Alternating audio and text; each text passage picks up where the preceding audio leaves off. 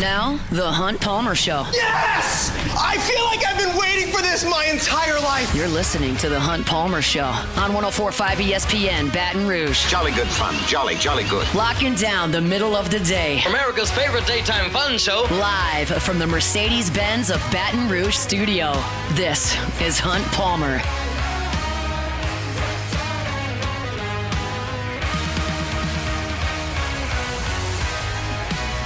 Welcome in. Hunt Palmer coming to you from Mercedes-Benz at Baton Rouge Studio downtown in the capital city on this Monday. It means we're brought to you by Gulf Coast Office Products. Hope your work week's off to a good start. Appreciate you hanging out with us here on 104.5 ESPN Baton Rouge. Jacob Beck and Cassie Spazzali back there on the ones and twos, and just loads and loads of things to get to after the weekend that was. Hope all the moms out there had a wonderful Mother's Day, surrounded by friends and family. Certainly did on this end, and we'll get into some sports here over the next couple of hours. Derek Carr retired, if you didn't get that.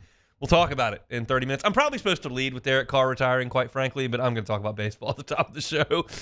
We also got to talk some LSU football. There's been a scheduling announcement made in the last 2 hours. So lots to do. So let's get things started the way we start every single day. That's with our Genesis opening drive. It's time for Hunt's opening drive, presented by Genesis of Baton Rouge. LSU beats Arkansas 2 out of 3. And I just want to start with this, just right out front. Like, I feel comfortable saying this. I have seen enough of LSU to this point in the schedule, I think 52 games, to know how I feel. LSU is good enough to beat anybody. LSU is good enough to win a national championship. I say that partly due to what I've seen from LSU on the field and partly due to monitoring the rest of the country. I don't see a single team on paper that I look at and go, man, if LSU runs into that group, good luck. Like, Liam Doyle's a really tough arm. LSU's already won a game he started, but he's really tough. Yeah, Jamie Arnold over Florida State's a really good pitcher. Like, Florida State's got a good team. But I don't see anybody that I look at and go, well, LSU can't compete with them. Now, sure, there are weekends like last weekend when they were in College Station where they don't hit. They went to Auburn and got smoked for 3 days. Like, they're not infallible.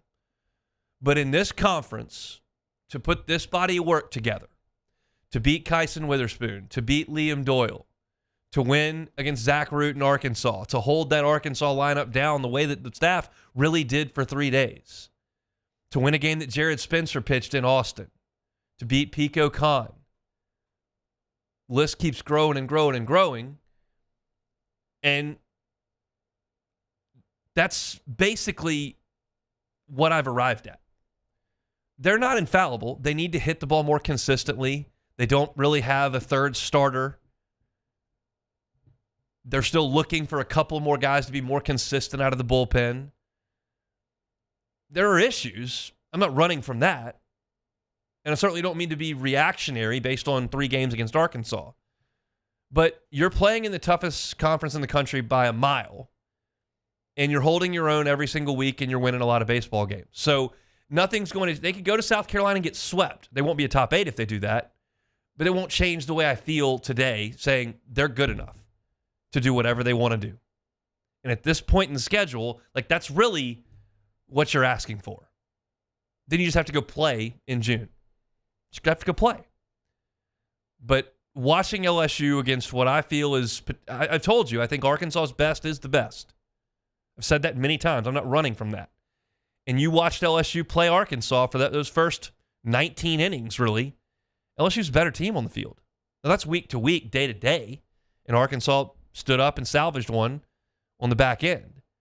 But I look at LSU right now at the point in the schedule where you want to play your best baseball and feel the best about yourself, and I'm looking at this going, they're good enough to beat anybody, and they're 2 wins away from making somebody have to come to Alex Box Stadium and beat them before they get to Omaha. And LSU at Alex Box is like what? They were 13-2 at the box coming into this weekend, so now they're 15-3 at Alex Box. It's a tough place to come win. So let's talk about the way the weekend unfolded. I thought that Friday's win was really impressive from LSU. You got to start that game at 10 o'clock at night and in front of a boisterous crowd, but a small one. And you battled Zach Root, battled him, and you got 2 runs off of him. Cade Anderson was good, I thought. 5 2/3, got you into the 6th. He gave up 7 hits and 3 runs, but he struck out 10, walked 1. And you're in a tight game. And you're down 2 in the bottom of the 7th, and Zach Root comes out of the game. And Arkansas, because they've got a lead, goes to their A relievers. You're seeing the best guys they have to offer. And that's Aiden Jimenez and Gabe Gackle. And you got 2 free passes from Aiden Jimenez, which is a big deal. You draw those 2 walks, and that's the lifeblood of almost all rallies is going to come from errors and walks. Very rarely, not as often, does a team just hit their way from behind. You need some help. And Jimenez gave him some help. And Derek Curiel, who was 1 for 15 in his last 15 at-bats, comes in and smokes one through the left side. Just a gorgeous swing by Curiel. And at that point now, the Aces have left the game, and it's in a battle of the bullpens. And LSU went to Zach Cowan, and Arkansas went to Gabe Gackle. And those 2 dudes are studs. Gackle didn't work at the top of the rotation, but his stuff is amazing. And Cowan's been great all year, coming off of a rough weekend, his toughest weekend of the year in College Station, where he was involved in both losses. And Cowan made it stand up. 3 innings, 2 hits, shutout baseball, 3 strikeouts. And he kept getting LSU back to the dish with a chance to walk it off. And I loved the at-bats between Gabe Gackle and Jared Jones. The first time Gackle saw Jones, he just threw him a ton of breaking balls. He finished him with the fastball and froze Jones, who was looking breaking ball, but breaking ball. Then in the 10th, Jones comes up to lead off, gets a first pitch fastball, didn't miss it. Line shot into left field for the single. Huge wild pitch to move him over, and then what might have been the at-bat of the weekend no one will talk about. With Jared Jones at second base and nobody out, Daniel Dickinson in a tough right-on-right matchup with Gabe Gackle gets down 2-2 in the count, fouls one off, and then gets the ground ball to the first baseman. And if you're watching the game, it's just a dribble to first base, and if you're looking at the box score, it's just a 3 unassisted. But you're facing a guy that throws 95, 96 miles an hour with a great breaking ball. And it's easy to strike out in that spot. Dickinson did not. He got the bat out on it, rolled it to first base, got Jones over to third with 1 out, and that's what you needed for Ethan Fry to come up, elevate, get the ball into the outfield, and have Jones come in and slide in just before the tag. LSU has won games a lot of ways this year. You're not going to beat Kyson Witherspoon up in Norman by hitting 6 home runs. So what did they get that night? They got 2 off of him, and Anderson threw a complete game shutout. You're not going to go beat Arkansas and Zach Root, generally speaking, by shutting Arkansas out and by crushing Root all over the yard. That's usually not going to happen. So what do? You beat their bullpen. And your guys, Anderson, Shores in that case, and then Cowan, did the job against a great lineup. LSU can win in different ways, and this was one where you came back against the A relievers from Arkansas. It was awesome to see. And then, in the second game, you saw LSU just outclass Arkansas. And that doesn't happen very often. Arkansas had not been run ruled all year. They've done a lot of run ruling. They had not been run ruled all year. And Anthony Ianson put them in an absolute blender. And LSU's bats were phenomenal. Gage Wood has some of the best stuff in college baseball. And LSU tagged him. It took him 60 pitches to get 6 outs. And in the course of that, LSU got 4 hits, 4 runs, only struck out twice. I thought were great. And at that point, you'd taken command of the game with a 4-run lead, 5-run lead, 6-run lead. And at that point, Arkansas has got to throw the white flag up because they're not hitting Ianson. They're down 4, 5, 6 runs. They go to their back end of their relievers, guys that they don't count on in close games. LSU hangs a 6th spot in the 5th, and they run rule Arkansas. And I liked what Jay Johnson did in the 7th, sitting Ianson down after 93 pitches. He may have a short week coming up this week. I'll talk about that later in the week. But just a dominant performance on Saturday. But what that did, and Jay Johnson actually talked about this in the postgame press conference on Sunday, when you run rule a team on Saturday, you actually make your job a little bit harder on Sunday because Arkansas did not go to its best pitchers on Saturday. So they had those guys ready in relief of Beidelshees, and you saw Dylan Carter, you saw Christian Fouch throwing 100 miles an hour, Gibbler from the left side, really talented dude. Then Jimenez came back in. Like, because Arkansas didn't use their pitchers on Saturday, they were getting beat so bad, it made Sunday tough, and LSU battled, scrapped and clawed, and they had opportunities in the game. They had opportunities to get the hit. I mean, you had Curiel in the 8th inning, has the tying run on base. That was the 7th inning, sorry. Then Ethan Fry gets to third base in the 8th inning, and Pearson strikes out, and then you get the tying run to the plate twice in the 9th inning, but didn't come up with anything, had a strikeout in the line out to end the game. So, but overall, just a huge success of a weekend. When you go into, when I'm analyzing going into that weekend against Arkansas, like, I look at this and I go, man, getting swept is on the table here, and it changes the entire course of what's going on, because you would have at that point lost 5 out of 6, in league play, and you're now outside the top 8. You can certainly lose a series, lose 2 out of 3, and at that point you're starting to slip a little bit, and your RPI probably drips out of the top 8, and you may sink a spot in the standings depending on what goes on elsewhere in the SEC. You can certainly win a series, which strengthens and enhances your case and your resume, and you can sweep. Like, there's so many variables there. And for LSU to come out and get 2 out of 3 against one of the best teams in the country, I think has put you in an awesome spot and should make you feel really good as an LSU fan about where this team is. I know that it's week to week and it's reactionary, and after Auburn you can't hit, and after Texas A&M the bats are freezing cold and you don't have a third starter, and like it's week to week. And once you take 2 out of 3 from Tennessee, you're as good as anybody. And you take 2 out of 3 from Arkansas, and you feel like you're as good as anybody. And I know that's what I said to lead off this segment, but like, that's a big, big, big, loud weekend, because that's as talented a team as they can put across from you.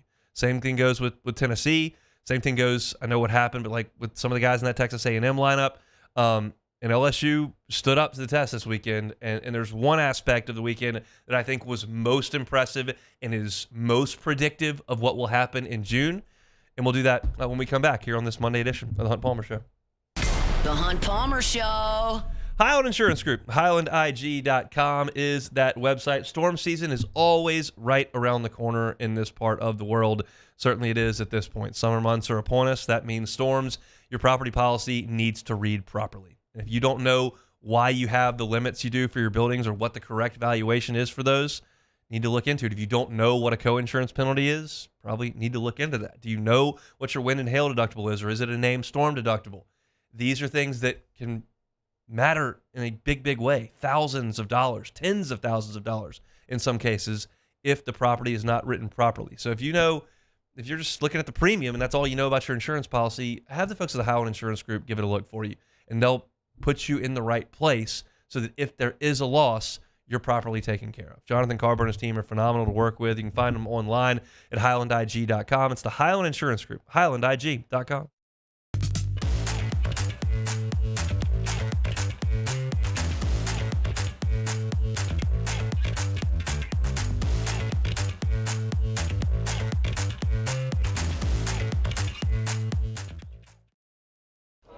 These ice cubes could have been a thankless bed for an all-you-can-eat salad bar.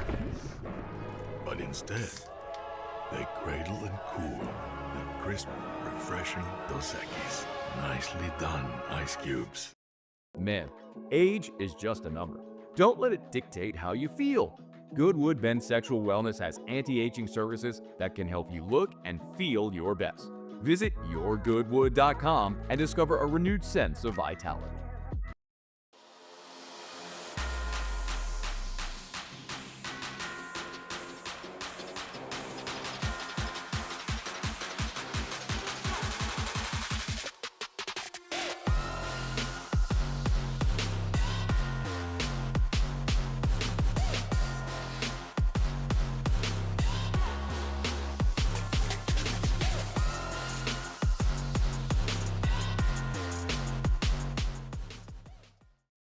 At Bayou Automotive, we believe in a sales process that puts you first. We want you to experience an easy purchase with clear pricing and great service. Let Bayou Ford and Bayou Chrysler Dodge Jeep Ram be your trusted partners in finding your perfect vehicle. The crew at Bayou Automotive is going to do right by you. These are the lucky luckiest ice cubes in the world. They could have been a thankless bed for an all-you-can-eat salad bar.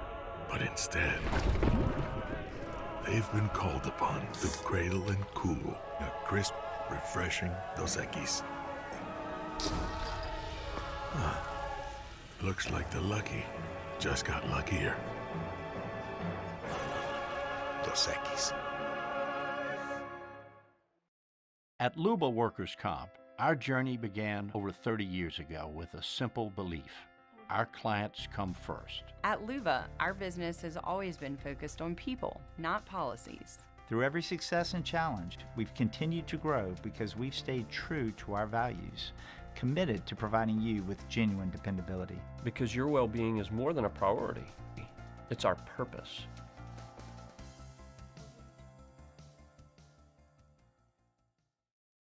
At Bayou Automotive, we believe in a sales process that puts you first. We want you to experience an easy purchase with clear pricing and great service. Let Bayou Ford and Bayou Chrysler Dodge Jeep Ram be your trusted partners in finding your perfect vehicle. The crew at Bayou Automotive is going to do right by you.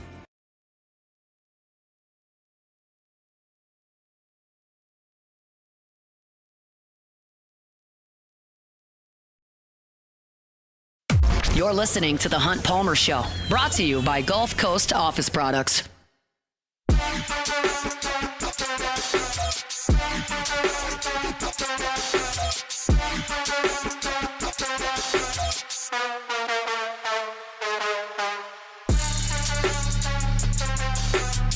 Monday show is brought to you by Gulf Coast Office Products. All your printing, scanning, copying needs. Gulf Coast Office Products, gcopnet.com, online, gcopnet.com.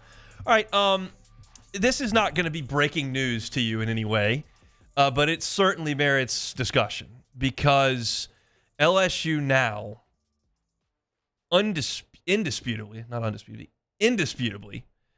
has one of, if not the best, 1-2 punches at the top of the rotation in college baseball.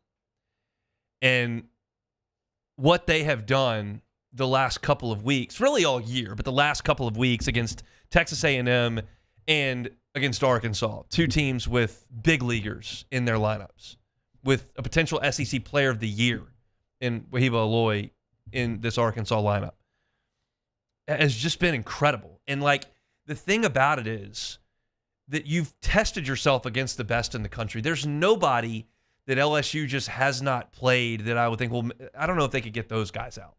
Like, you've played the best teams in the country.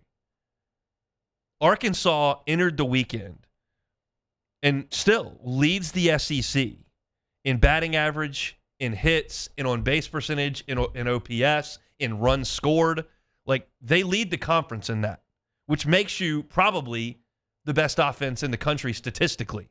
You can argue it man for man, draft prospect for draft prospect, whatever, but like statistically speaking, that's as productive as any lineup that's in the SEC. Therefore, that means in the country. And Anthony Ianson just steamrolled him. I mean, he didn't break a sweat. There was one inning, the third inning, where they loaded the bases on a couple of hits and a walk, and he had to face 3 and 4 in that order, in Aloy and Maxwell, two of the best hitters in the country. With the bases loaded, strikeout. That was it. You look up at the final line, 6 innings. He could have gone longer, but Jay Johnson thought to pull him in a game that was in a run rule situation. 6 innings, 5 hits, no runs, 11 strikeouts, and 1 walk. He threw 93 pitches.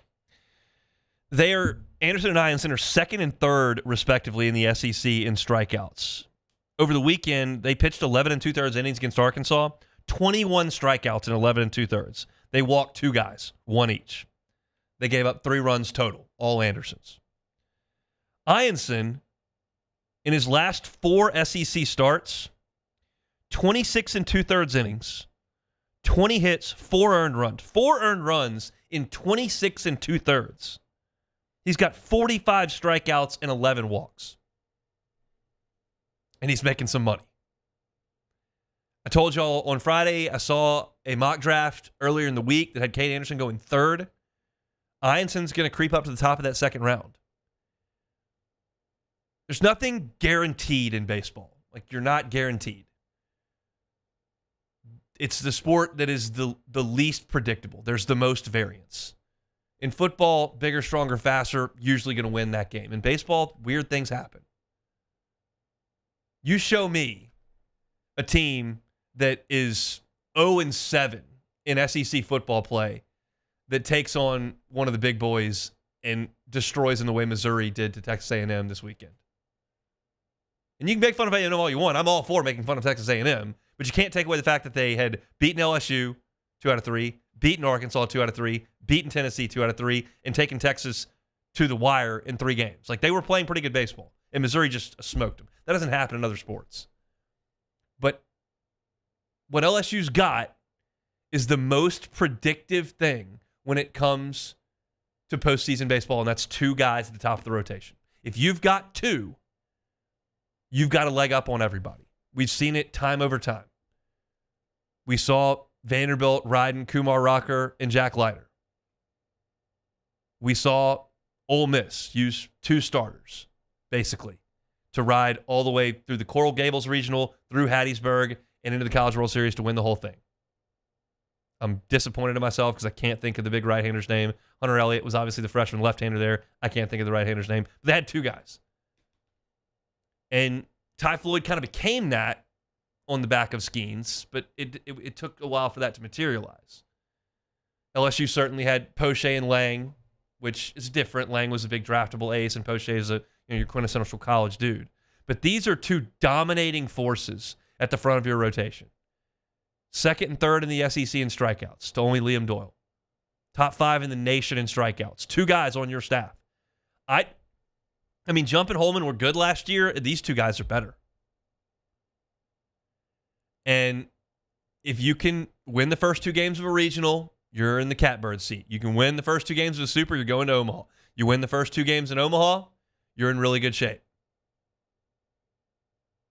And I listen to a lot of podcasts from the D1 baseball guys and other SEC schools, and like the respect these 2 guys are getting from the folks in Knoxville, from the folks in Fayetteville, from the D1 baseball guys. Like, everybody realizes this. This is not some sunshine pumping thing where I'm trying to look behind the numbers and reveal something that no one's talking about. Like, this is right out in the light of day.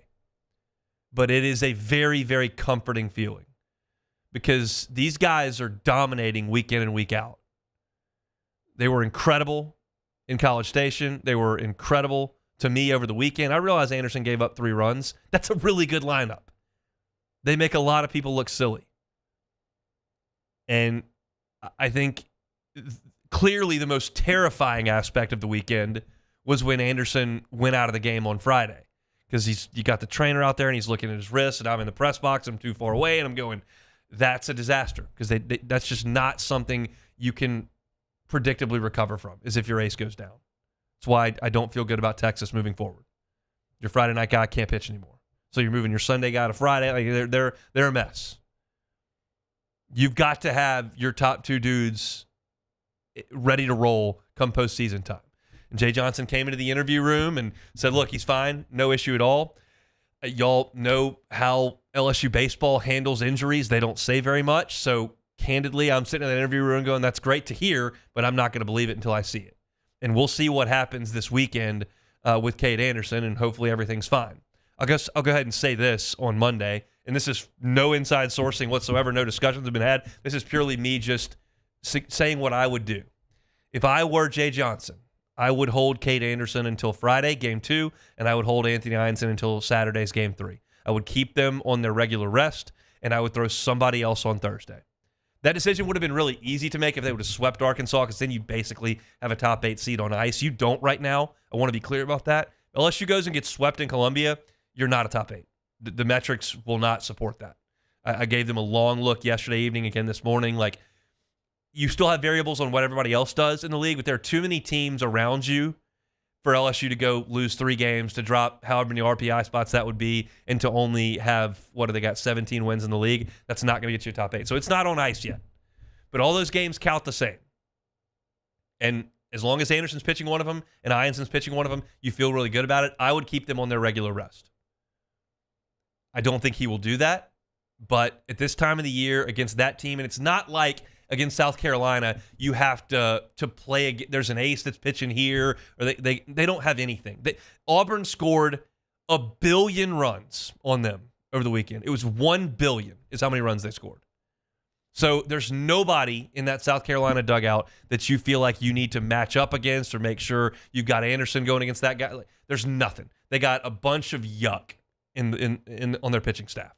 So I'm handling LSU's business, and LSU, to me, I would hold him back a day. But we'll see what Jay Johnson decides to do there. Those two guys give me so much confidence as LSU moves into late May and into June, because they throw a ton of strikes, they miss a ton of bats. They're both built up and have no problem throwing 110 pitches, and they've been really, really consistent all year.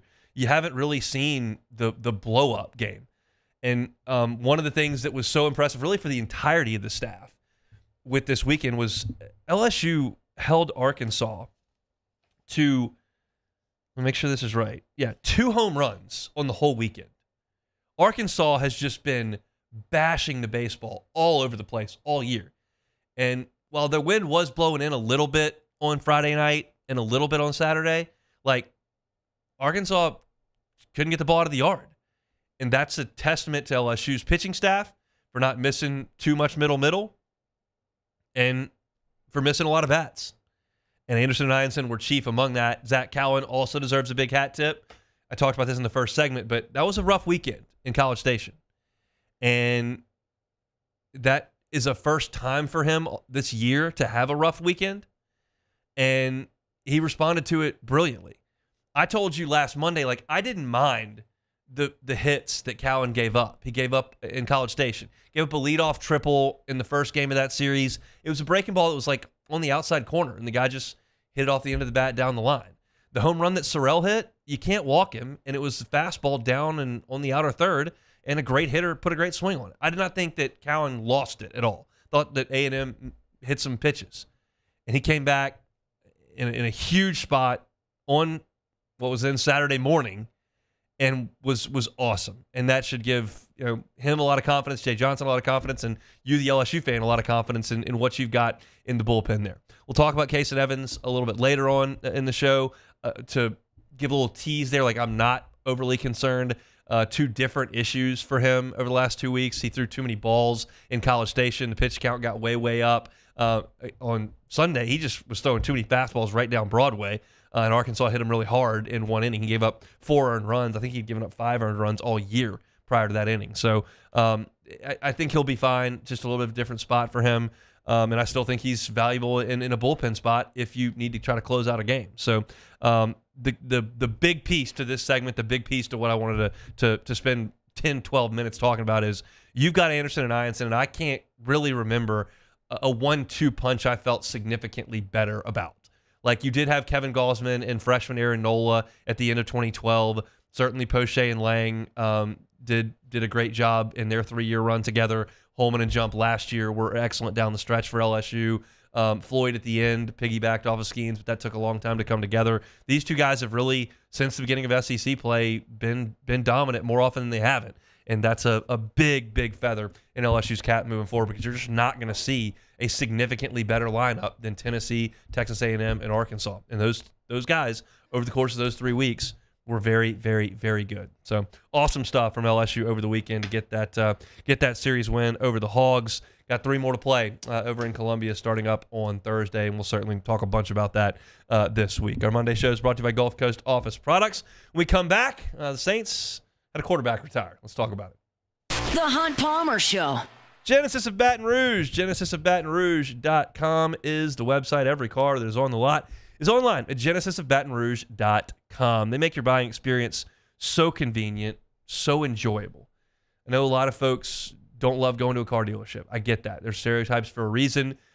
Feel like you're being swarmed and pressured and upsold and lied to, and that's just never going to happen at Genesis of Baton Rouge. Their brand ambassadors are going to treat you like a guest, not a customer, and they're going to make sure that all your questions are answered, all your concerns are alleviated.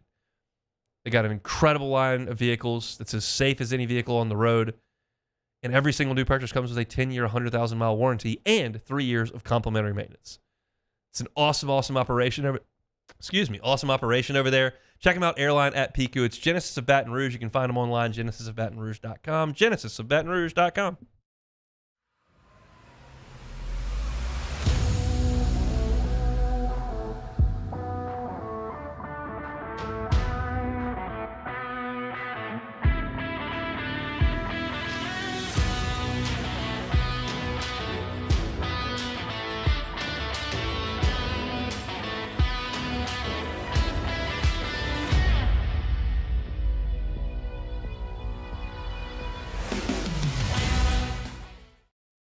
Family owned and community driven. Service Chevrolet Cadillac, a legacy you can trust since 1972.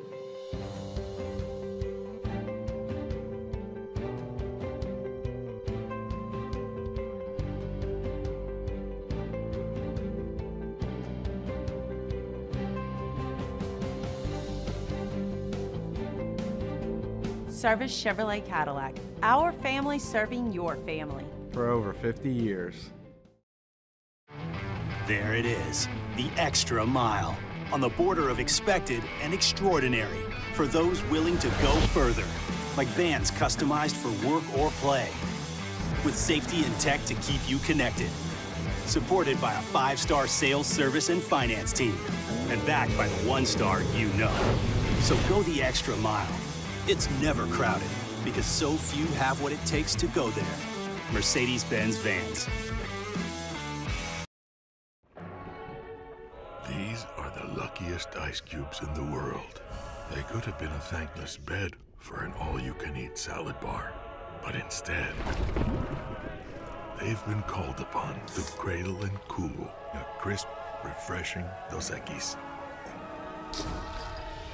Huh. Looks like the lucky just got luckier. Dos Equis. Gulf Coast Office Products is a nationally recognized Savin office equipment dealer based right here in Louisiana. Over 100 employees strong, Gulf Coast has the boots on the ground to support all vertical markets, from education, engineering, legal, and finance. With the latest in office technology, from desktop to production segment units, Gulf Coast and Savin have the perfect fit for you. Call 225-756-2644. That's 756-2644 for Gulf Coast Office Products.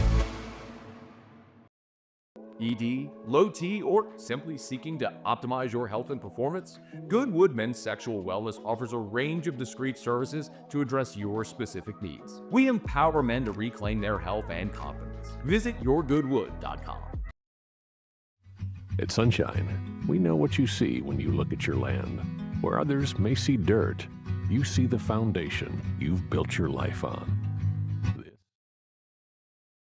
This is the Hunt Palmer Show, brought to you by Gulf Coast Office Products.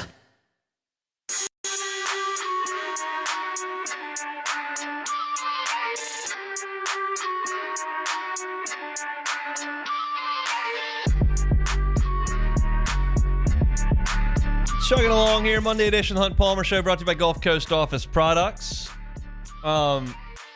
So because they started the Saints, the LSU Arkansas game at 10 o'clock at night on Friday. I was at the box, and we covered the game. An absolute joke, Hunt. Did the post-game press conference, and I got home right at about 2. And I finished my story and posted it up to the website, poured a cocktail, and waited for the baby to wake up, because that's right around the time that the baby generally wakes up. You never know. So it was perfect timing is what you're saying. Yeah, well, I mean, it worked out okay. I took the monitor from Melissa, let her continue to sleep, and I just waited. And the baby woke up at like 3:15. I fed the baby, then I went to sleep at about 4. So went to bed at 4, and I woke up at like 9:30. And I see the Derek Carr news.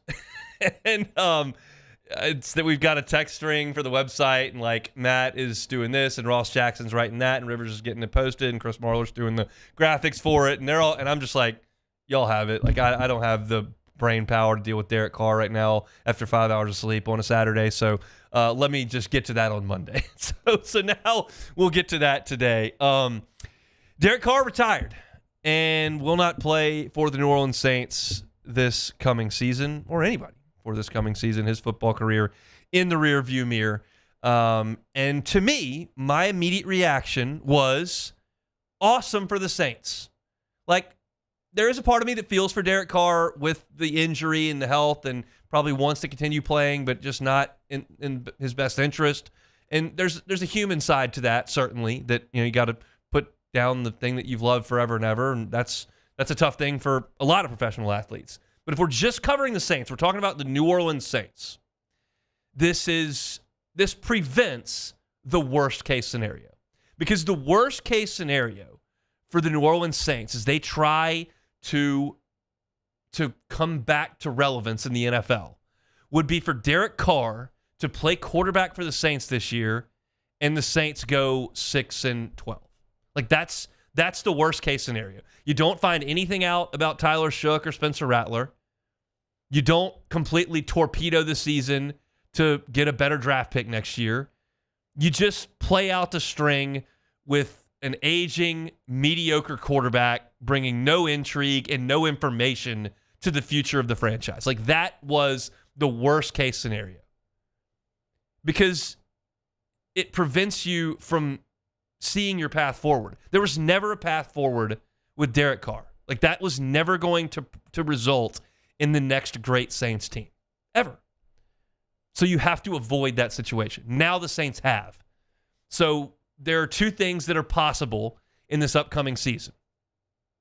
One of Tyler Shook and Spencer Rattler becomes the starting quarterback and does a really nice job and is a building block moving forward toward the next great Saints team. Or one of Tyler Shook or Spencer Rattler plays and it goes really poorly and you win 3 games and you're at the top of the draft next year to take another quarterback. Both of those are quality situations for the Saints to be in moving forward. The one thing you could not have is those two guys sitting on the bench wondering what if, having Derek Carr go out there and play the 20th best quarterback in the NFL and not compete for a championship and not learn about your young quarterbacks and run out the string on this awful contract, which is inhibiting you from moving forward.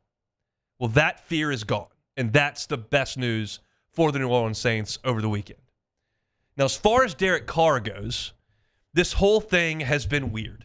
It's been weird, and I've been very candid in my assessment of it in suggesting, like, I don't have all the information. I don't know what conversations were had, what the doctor said, what Derek Carr feels like. I don't know what the Saints think about the way that Derek Carr has handled things. Now, we got one piece of information over the weekend that was particularly interesting, is that Derek Carr had never met with Kellen Moore face-to-face. That is unacceptable. Unacceptable. Kellen Moore has been the head coach of the Saints since February. It's the middle of May, and the starting quarterback, perceived starting quarterback, has not talked to the head coach. Unfathomable that would be the case. And that suggests to me that he's not handling that very well. I think it was odd that this injury thing cropped up, and then the one comment we got from the starting quarterback of the franchise was in a church service. That's weird. Feels like poor public relations. The timing of that ridiculous YouTube Carr video that nobody cares about was weird. The quiet nature of how the injury was being handled was weird. And that's why, while I suggested, like, I don't have all the information, I don't know, it felt like from the outside, from the information that I did have, that a divorce needed to happen. Now, if Derek Carr is being pushed out of the NFL purely because his shoulder's toast, like, I do feel for him in that way because he clearly can still play a little bit. He's not great. He's a mediocre player. And you generally would like to go out on your own terms, and it doesn't appear like that's going to happen. So again, I do feel for him in a way. But everything was handled weirdly. The entire thing just reeked of miscommunication and bad vibes, and it's now finally over. It did not work. Dennis Allen felt like he had one shot to save his coaching career as an NFL head coach. He will never get another opportunity to do that. And he decided that the button he wanted to push was to go get Derek Carr. And my assumption is that if you asked Dennis Allen, he would look you straight in the face, candid as could be, honest as could be, and say, if he doesn't get hurt, we'd be a playoff team. It was the right thing to do. When all of us are sitting on the outside going, that was never going to work. He was a mediocre player in Oakland. He was a mediocre player in New Orleans. And when he was on the field, the Saints were a mediocre team that was getting worse. And they may be a lot worse this year without him playing quarterback, but that's okay if it nets better draft position and a better direction moving forward. And maybe, now that he's cleared the way, Tyler Shook becomes the dude. And you've got a quarterback who is starting on a rookie contract that you can build around, who doesn't make a bajillion dollars like Derek Carr did, and put the franchise in a ridiculous spot as far as the salary cap goes. Now, there was a lot of salary cap discussion surrounding Derek Carr, and the number $30 million was being tossed around, and then, well, maybe it's just his base salary, which is just over $1 million, or maybe there's a proration deal where it's $6 million. Fact of the matter is that I don't really care about the Saints salary cap this year in 2025. You've basically got your roster already, so you're not trying to add anything to your roster. So I don't care about the 2025 salary cap. I care about the 2026, 27 salary caps, which did get some relief from Derek Carr. And in 2027, you ought to be wide open. You should have a lot of money laying around in 2027. And I realize it's a long way off and not the most fun thing to talk about, but it's a significant development from this with Derek Carr, because with the second restructure that you made, you just extended this thing further into misery. And you were always going to carry some dead money there, but Carr's going to get you off the hook a little bit more quickly, first in 2026 and then for sure in 2027. So things are starting to clear up as far as the Saints' path back to relevance. They're starting to clear up. There's still a long journey here. You've got a rookie quarterback, first-year head coach, and then an aging roster and a bad salary cap around them. But as you continue to hit some of these checkpoints, and Derek Carr was one of them, getting him 1 off the field and then 2 off the books, those 2 things had to happen. One of them has, and the other one is closer today than it was on Friday. Now you have to find the next really good quarterback. Maybe it's Shook, lesser chance it's Rattler, maybe it's a guy that you take at the top of the draft next year. But as long as Derek Carr was sitting there providing a roadblock that was really expensive, by the way, you were never going to get any answers. So the worst case scenario for New Orleans is now off the table. Now it's about finding that guy. And there are a lot of franchises that are in that boat, and we know how hard it's going to be to find them. Dennis Allen hitched his wagon to Derek Carr, and now that wagon's in Chicago calling the defense.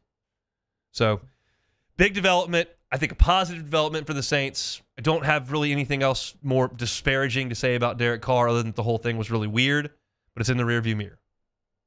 Now you move forward, trying to find the next quarterback of the New Orleans Saints. Hopefully, that's Tyler Shook. We'll talk more about the New Orleans Saints in hour number 2 as well. Our Monday shows brought to you by Gulf Coast Office Products. Looking for printing, scanning, copying needs? Gulf Coast Office Products can help you out with that. I give you this kind of comparison every week on Mondays when we talk about Gulf Coast Office Products, but you can do business with the huge box stores, multinational corporations, and you'll just be a line item, and if you call them, you might get a recorded line in Atlanta, you might get a voicemail somewhere. Like, it's just, they may have all the resources you need, but what's your customer service like? You can deal with a mom and pop shop, and they'll pick up the phone. They'll probably know your name and your kids' names, but do they have the ability to service your needs? Gulf Coast Office Products splits that difference beautifully. They're big enough to have all the resources you need. They've got $1 million of inventory right here in Baton Rouge. They've got an incredible team that can be out same day for service if that problem arises. And you're talking about incredible and impeccable customer service with Trey Beal and his team. You call Trey, you're getting Trey, and he will get back to you. And, as I mentioned, they've got all those capabilities. Gulf Coast Office Products, phenomenal folks, phenomenal company right here in Baton Rouge. All your printing, scanning, copying needs, Gulf Coast Office Products online at gcopnet.com. They bring you our Monday shows each and every week. When we come back, LSU put a college football playoff team on their schedule. Who is it? We'll tell you next. The Hunt Palmer Show. At Bayou Automotive, we believe in a sales process that puts you first. We want you to experience an easy purchase with clear pricing and great service. Let Bayou Ford and Bayou Chrysler Dodge Jeep Ram be your trusted partners in finding your perfect vehicle. The crew at Bayou Automotive is going to do right by you.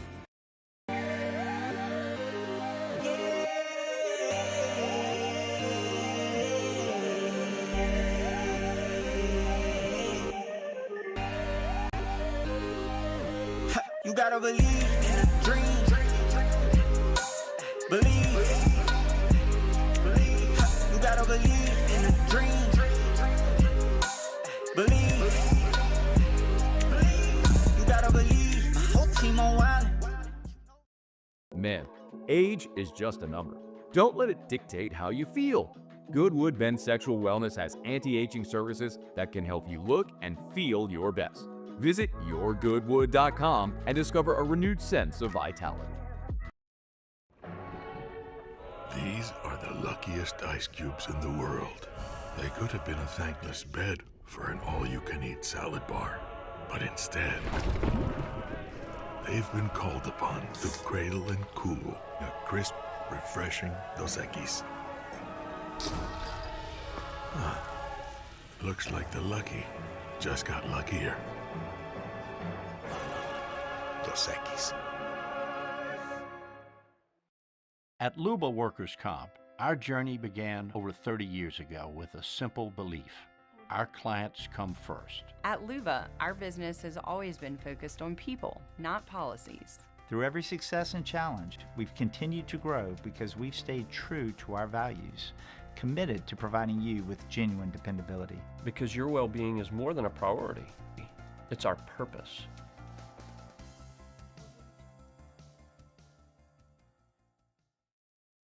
Family owned and community driven. Service Chevrolet Cadillac, a legacy you can trust since 1972.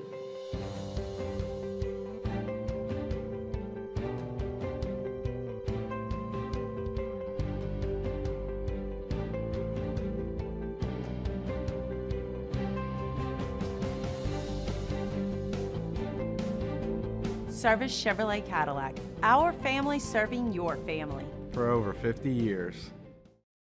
At Bayou Automotive, we believe in a sales process that puts you first. We want you to experience an easy purchase with clear pricing and great service. Let Bayou Ford and Bayou Chrysler Dodge Jeep Ram be your trusted partners in finding your perfect vehicle. The crew at Bayou Automotive is going to do right by you.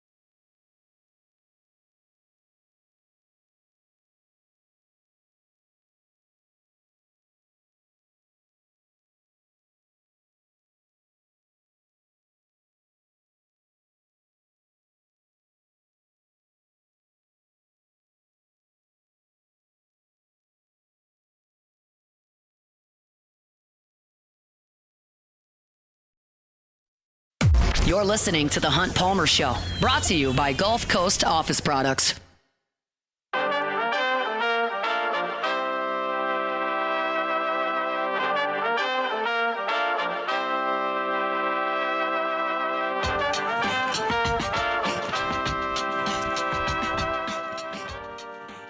Closing up hour one here on a Monday. LSU made a little announcement today in conjunction with Southern Methodist University. Two schools announced a home and home on the football schedules for 2028 and 2029. SMU will come to Baton Rouge in 2028 for a season opening game, and LSU will make the return trip to Dallas to actually play on campus at SMU. Of course, she could technically, I guess, go and play in the Cotton Bowl or certainly in Jerry World, but LSU will play SMU on campus up there in Dallas in 2029 on opening weekend. Here are my thoughts on this. I think y'all know my scheduling philosophy, right? Like, I don't feel like an SEC team needs to be making life miserable for itself in the non-conference. I think that that's great for fan interest. It's great in terms of promoting your brand. You get a lot of eyeballs, and you give yourself an opportunity if you do that, but you also present what I would consider unnecessary challenges when you do that, which is what I've said for months about this Clemson game coming up. I just wouldn't do that. You do have a rule from the SEC office over in Birmingham that says you've got to play a Power 4 opponent out of conference every year. Okay, that's fine. Make everybody play by the same rules. That's okay. These are the kind of phone calls I would be making. And I know SMU was in the playoff last year. Absolutely. And when I think SMU, I think about the story that Ross Dellinger wrote when he was writing about realignment, and SMU got on the phone with the ACC and said, look, we'll handle our own financial thing for a few years. Y'all don't worry about it. And they came up with $1 billion in the blink of an eye, because you've got those oil executives sitting there in Dallas that have got basically unlimited funds. And that's what SMU has. And so while 10 years ago, SMU was a complete joke as far as football goes, because you're talking about a school in a small conference that has not been relevant since the 80s. Now in the NIL space, where you can pay recruits money, they could get better. And I think they're motivated to do that because they know what they had in the 80s and they've got a lot of money. But I still don't believe that SMU is going to become a power. I think they got into the playoff this past year because their schedule was a complete and utter joke. I do not think they had a good football team last year. That may be the elitist in me. That may be the 3 national championships I've watched with my own eyes talking, whatever. But that's how I feel. I don't think SMU is going to have a great football program moving forward. And if you're going to have to play Power 4 teams, these are the kind of Power 4 teams I'd like to play. Again, I give SMU a fighting chance of being a top 25 team year in, year out if you're going to let these oil executives pay football players. Do I think they're going to turn into Clemson? Do I think they're going to turn into Oregon? Do I think they're going to turn into Ohio State? I don't. I think LSU, if you're making me handicap, I don't even know who the coaches are going to be in 2028 and 2029. No idea. Certainly don't know any of the players. They're in 6th grade. But I think that it's likely LSU should handle its business against SMU in 2028 and 2029. So, I think it's a good scheduling move. I like it. I like the fact that it's home and home. I think it's cool to go see other campuses, other stadiums. That's a small one. I'm not sure how much of an LSU presence you can get into that little bit of stadium. But I would not be scheduling Clemson. I would not be scheduling Ohio State. I would not be scheduling Oregon. I would not be scheduling USC or Michigan or Penn State. I'd be scheduling SMU. I'd be scheduling Duke. I'd be scheduling Purdue. I'd be scheduling Arizona State. That's how I would do it. So when I saw this news today, I said, yeah, that makes sense. That's a good one. And my belief is, I can't back this up with anything. Cannot back this up with anything. But my belief is that Brian Kelly probably went to the LSU administration and said, hey, as long as I'm here, let's cut out the USC, Clemson, Florida State stuff. That's a guess. Complete guess. But I've got some semblance of something to back that up because of the SMU scheduling and because I've heard Brian Kelly talk about strength of schedule when you were looking at the playoffs last year and seeing teams like SMU and Indiana getting into the playoffs not having beaten anybody. So I think it's a good schedule. I like it. I'm hopeful to go to Dallas and see that. It's a new campus that I've never seen. But I think it's a good schedule. I'm all for it. So LSU and SMU, 2028 in Baton Rouge, 2029 in DFW. All right, hour number 1 here, and we're brought to you by Gulf Coast Office Products on Mondays. Missed anything, you can catch it on demand. Wherever you find your sound, 1045ESPN.com's on demand tab, Apple Podcasts, Spotify, Google. Wherever you find your sound, just search Hunt Palmer Show. Like, subscribe, rate, and review. We've got a couple of YouTube channels we'd love you to subscribe to. Hunt on LSU is all your LSU football content. Then, of course, you got Hunt on Saints, all your Saints content. So go ahead and subscribe to those. You can get them to your YouTube homepage each and every day. Makes it really, really easy to consume our content. Open the show talking LSU baseball. Open the show just suggesting I think LSU has proven itself as one of the best teams in college baseball. Doesn't even mean you're going to win your own regional, but they're one of the best teams in college baseball, and they have a fighting chance when they get to June. And this weekend really crystallized that for me as LSU handled its business against Arkansas. I gave 30 minutes of breakdown of that series. You can go catch that on demand. Derek Carr announced his retirement. We talked about that at the bottom of the hour as well. We've got a ton to do in the second hour. I want to talk about college football, their best newcoming class in 2025. Where does LSU rank on that? We'll talk about that. And then some veteran quarterback options for the Saints at the bottom of hour number 2. We'll start off the hour talking some SEC baseball. What else happened in the SEC this weekend? One result was rather humorous. We'll talk about that after Sports Center. Hunt Palmer Show. The Hunt Palmer Show.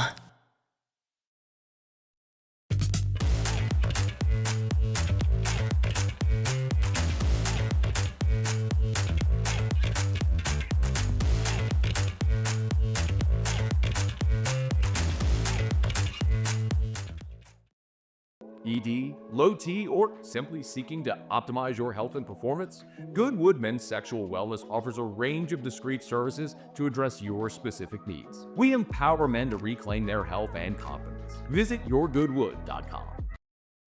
The Windsor Senior Living Community in Mandeville, Louisiana is a beautiful, vibrant apartment community geared towards seniors.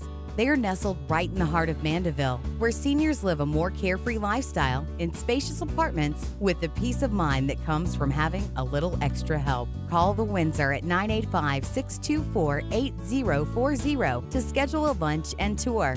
Come see how the Windsor can be your passport to peace of mind.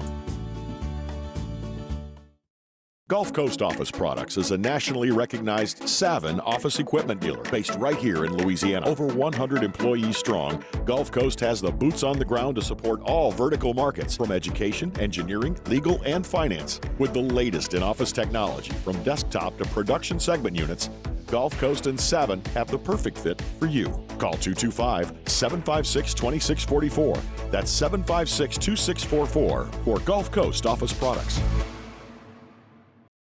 At Bayou Automotive, we believe in a sales process that puts you first. We want you to experience an easy purchase with clear pricing and great service. Let Bayou Ford and Bayou Chrysler Dodge Jeep Ram be your trusted partners in finding your perfect vehicle. The crew at Bayou Automotive is going to do right by you.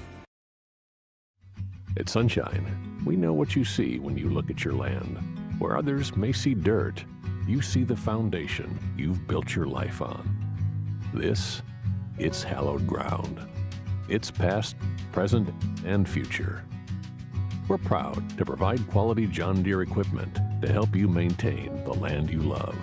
Check out our current promotions and learn more about what it means to be powered by sunshine at sunequip.com. At Ochsner, we know healing is a team sport. That's why we've partnered with world-renowned orthopedic surgeon Dr. James Andrews to create the Ochsner Andrews Orthopedics and Sports Medicine Institute. Whether you're a professional athlete or a weekend warrior, our team of specialists are dedicated to getting you back in the game. So whatever your reasons are for reaching your personal best, we've only got one: you. Ochsner Andrews Institute. Long live you.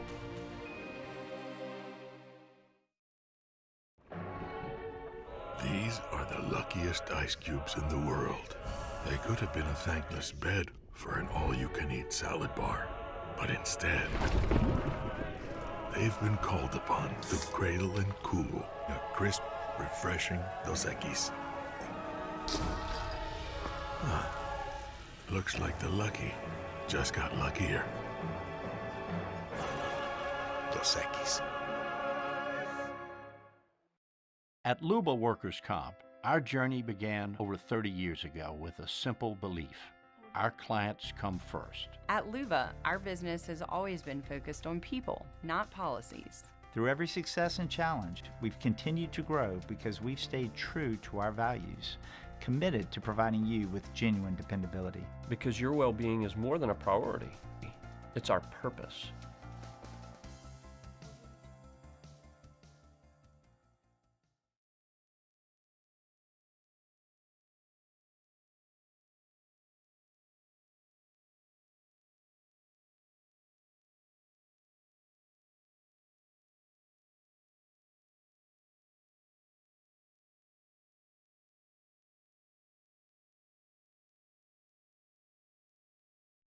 Sports Center. I'm Christine Lisi. Has Giannis Antetokounmpo played his final game for the Bucks? It is a possibility. ESPN's Shams Charania is reporting for the first time in his career, the two-time NBA MVP's open-minded about exploring whether his best long-term fit is staying in Milwaukee or playing elsewhere.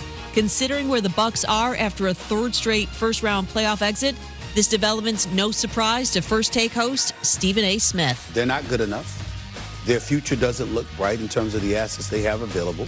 And then the moment that Damian Lillard went down with the Achilles tear, I mean, to me, it was a wrap. To me, there's no contemplation. Giannis wants out. It's just that you got a draft lottery coming up tonight. Let's see, what happens with that. Let's see who has what assets, et cetera, and where we're going to go from there. Utah, Washington, Charlotte with the best odds of winning tonight's NBA draft lottery. 7 Eastern, ESPN Radio and ESPN. Shams also reports Cavaliers shooting guard Donovan Mitchell expected to be a game-time decision. Game 5 East semis tomorrow versus the Pacers after an MRI showed he aggravated a previous left ankle injury last night. Hey, it's your resident Super Bowl champ, Chris Candy. Coming up Tuesday, the Steelers passed on drafting Shedeur Sanders. I'll tell you why this will be the biggest regret in the Mike Tomlin era. It's Unsportsmanlike, 6 a.m. Eastern, right here on ESPN Radio, ESPN2, and ESPNU. Now, the Hunt Palmer Show. Yes! I feel like I've been waiting for this my entire life. You're listening to the Hunt Palmer Show on 104.5 ESPN, Baton Rouge. Jolly good fun. Jolly good. Locking down the middle of the day. America's favorite daytime fun show. Live from the Mercedes-Benz of Baton Rouge studio. This is Hunt Palmer.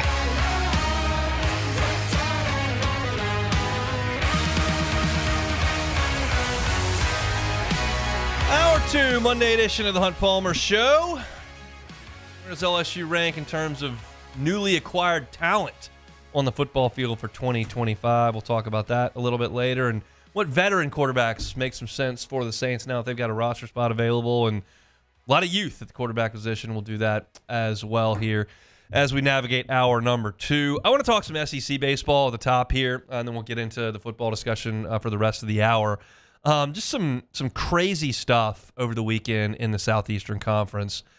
I guess I have to start in College Station. Does that sound correct? You have to. I'll just say this.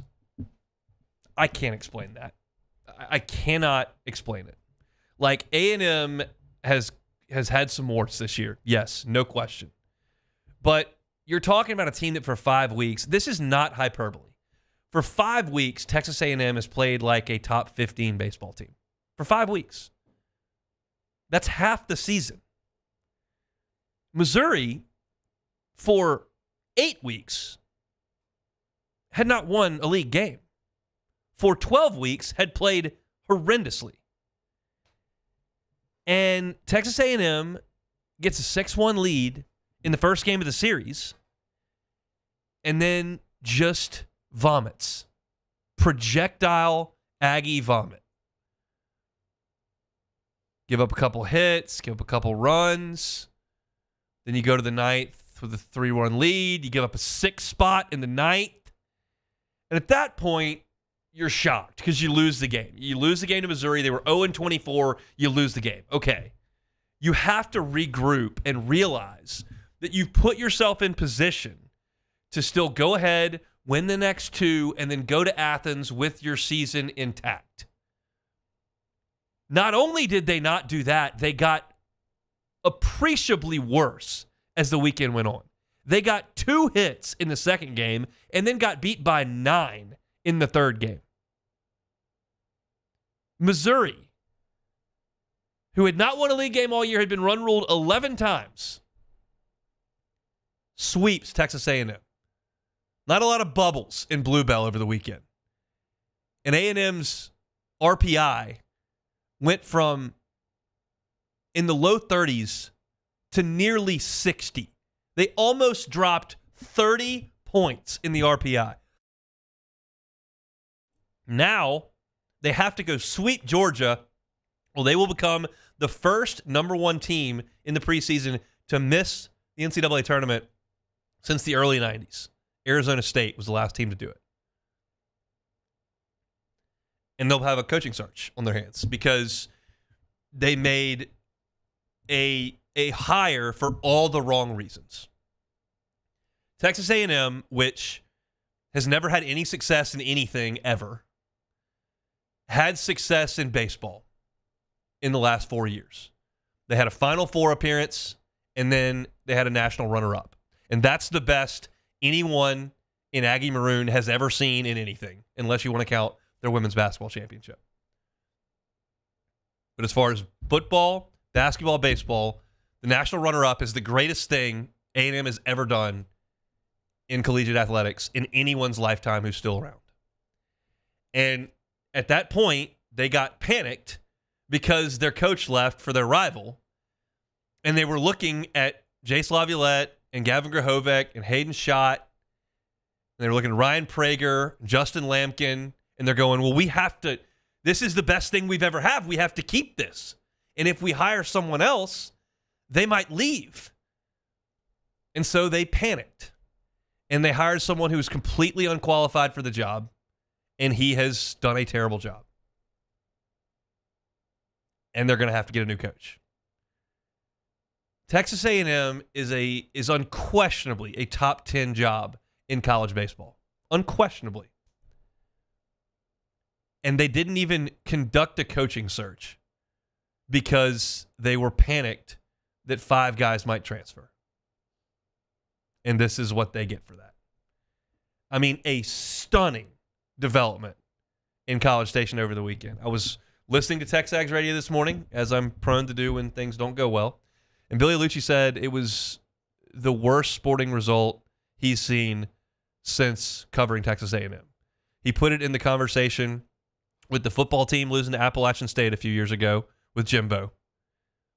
And with Oklahoma being up 77-0 on Texas A&M in football in the third quarter. Those are the two that he brought forth with this weekend's results. Their RPI almost dropped a 30 burger. Wild stuff in College Station. But there was more that went on in SEC baseball over the weekend. So Auburn and South Carolina played in a weekend series on the Plains. And there were some issues with the weather, and they were trying to move things around and make sure they got games played. And they did get them played. South Carolina's pitching staff, keep in mind, fresh off of a doubleheader against Florida where they lost by a combined score of 30-3. They go to Auburn, they lose 24-2 on Thursday night, and then come back in the last 2 weekends and give up 11-11 and lose 11-10 and 11-3. I don't even think I could do this math. Let me try. That's 30. That's 54, 65, 76 runs they've allowed in their last 5 games. 76 runs South Carolina has allowed. And Auburn's a good team for sure. They're bordering on a top 8 right now. I think they're probably, if they play well this weekend, they will get a top 8. But they're not an offensive juggernaut. And they scored 24, 11, and 11 on South Carolina. That's the pitching staff LSU is headed to play over the weekend. Tennessee played Vanderbilt over the weekend in Knoxville. And Tennessee had lost 3 straight home series. Well, you can go ahead and make that 4 because they lost the rubber game yesterday and then got into a fight on the field after the game with Vanderbilt. And I got asked on radio 2 weeks ago, why don't you like Tony Vitello? And I said, first of all, I don't know Tony Vitello.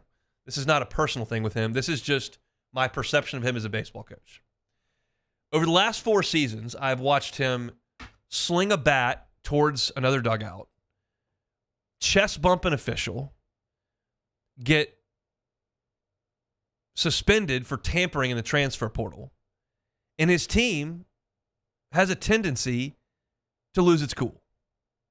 So it's just not a very becoming persona.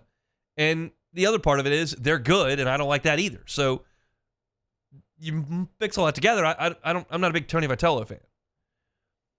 But his teams do this more than anyone else in the league. I mean, he got in a screaming match with Dave Van Horn a few years ago. They worked together previously.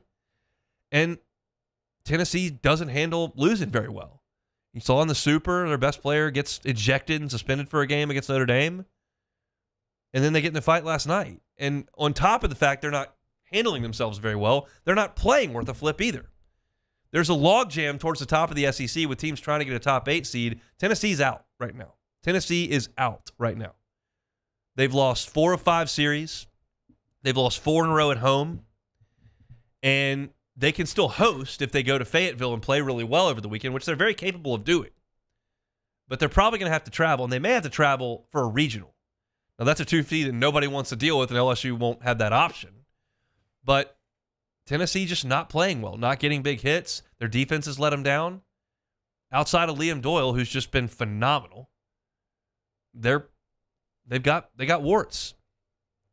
And they showed up over the weekend. Vanderbilt, meanwhile, is 16-11 in SEC play with an RPI of 3. That is absolutely a top 8 resume. Keep in mind, you look at the SEC standings, like LSU 17-10, so you're in 3rd place in the SEC, which is awesome. But you don't really want to get into a resume off with Auburn and Vanderbilt, because Auburn, though they're a game behind you in the stands, swept you, has more quad 1 wins than you, and a better RPI and strength of schedule. Vanderbilt, though they're a game behind you in the SEC standings, has more quad 1 wins, better RPI, better strength of schedule, better non-conference strength of schedule. So there are some teams that, because you wake up today and you're like, LSU's number 1 in the nation in both polls. You wake up today and you say LSU's got 17 league wins, like you're a slam dunk for a top 8. There are some teams ahead of you in the pecking order purely on metrics in the SEC. Texas is that way. Vanderbilt is that way. Auburn is that way. Georgia's close. Their RPI is 1. So there's still some work to be done for LSU, because a lot of the teams that are doing some work in the SEC may be a tad ahead of you. Here's another team to look out for, because everybody's paying attention to like what Texas A&M was doing. Florida, on the other hand, was 1-11 in the league through 4 weeks. 1-11. Florida might host a regional. They were 1-11. They might host a regional. They go to Texas. They win 2 out of 3. You look up, they're now 13-14 in league play, which means they're 12-3 in their last 15. 12-3.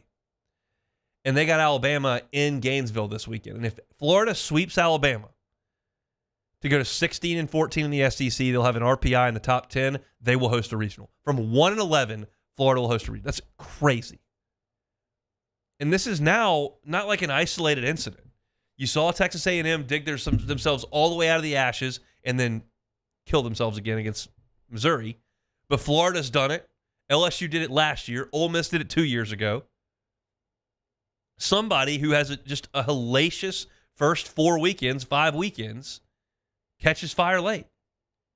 And it's because even outside of Missouri, who's not any good, and South Carolina, who's not any good, but generally speaking, there are going to be 13 or 14 teams in the SEC that are just damn good. And that's why you can't take every loss so rough in the league, because everybody goes through it. Everybody does.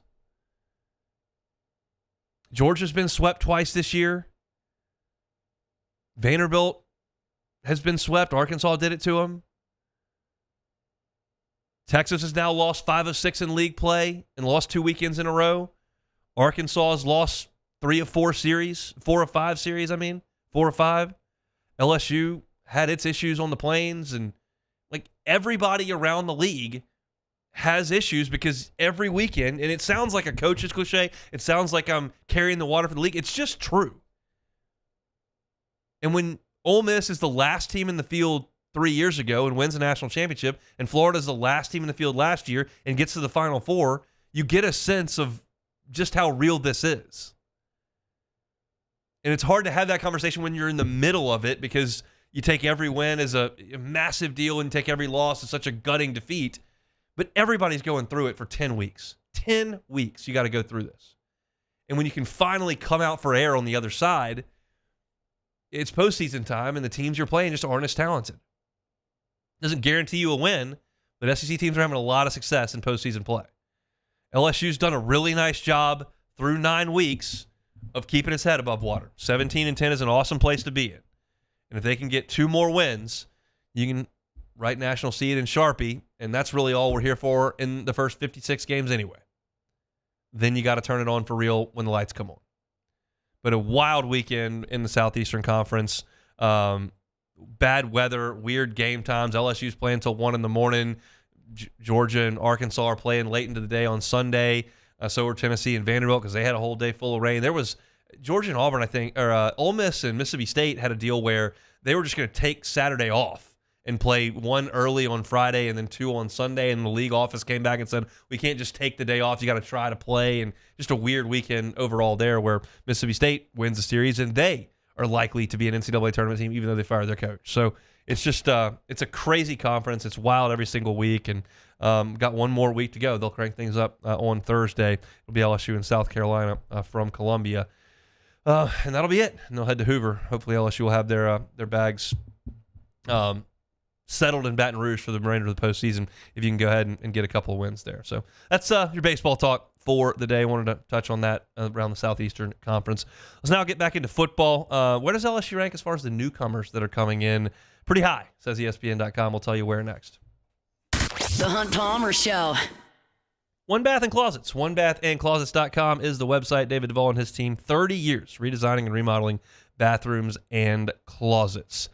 A lot of times we talk about renovations in here. You just want something that looks newer and fresher. And David Duvall and his team are happy to do that. I talk about tubs and showers. They do vanities as well that look phenomenal. You can see pictures of their great website at OneBathAndClosets.com. But it's not just the renovations because you want something that looks updated. Sometimes you've just got things that don't work anymore. If you've got an older home and your shower just doesn't quite work the way that it needs to, maybe it doesn't work at all, don't just get the handyman from down the street to come over and give him a little cash. Get a licensed, bonded, insured professional to come in and put in that new shower, put in that new tub, to handle that hardware. David Duvall and his team have been at this 30 years. They know what they're doing. Get them involved instead of just some random guy down the street. It's One Bath and Closets. Find pictures of their great work and some testimonials from their satisfied clients online at OneBathAndClosets.com. It's OneBathAndClosets.com. At Bayou Automotive, we believe in a sales process that puts you first. We want you to experience an easy purchase with clear pricing and great service. Let Bayou Ford and Bayou Chrysler Dodge Jeep Ram be your trusted partners in finding your perfect vehicle. The crew at Bayou Automotive is going to do right by you. Baton Rouge's home for real rock. It's Eagle 98.1. Foo Fighters. Led Zeppelin. AC/DC. Pearl Jam. And the flagship home for LSU sports. Take us anywhere with the Eagle 98.1 app. Eagle 98.1 is the rock station.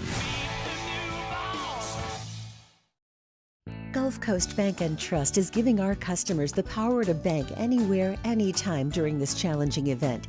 And we're right there with you. Our mobile banking app is a smart way to manage your money and time. Gulf Coast Bank and Trust, the bank that cares about you. Man, age is just a number. Don't let it dictate how you feel. Goodwood Men's Sexual Wellness has anti-aging services that can help you look and feel your best. Visit yourgoodwood.com and discover a renewed sense of vitality.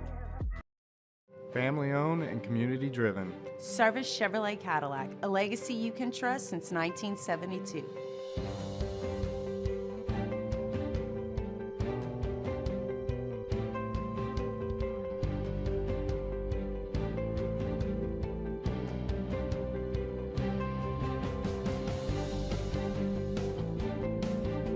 Service Chevrolet Cadillac, our family serving your family. For over 50 years. Gulf Coast Office Products is a nationally recognized Savin office equipment dealer based right here in Louisiana. Over 100 employees strong, Gulf Coast has the boots on the ground to support all vertical markets from education, engineering, legal, and finance. With the latest in office technology from desktop to production segment units, Gulf Coast and Savin have the perfect fit for you. Call 225-756-2644. That's 756-2644 for Gulf Coast Office Products. At Sunshine, we know what you see when you look at your land. Where others may see dirt, you see the foundation you've built your life on. This, it's hallowed ground.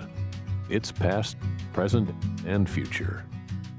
We're proud to provide quality John Deere equipment to help you maintain the land you love. Check out our current promotions and learn more about what it means to be powered by sunshine at sunequip.com. At Auctioner, we know healing is a team sport.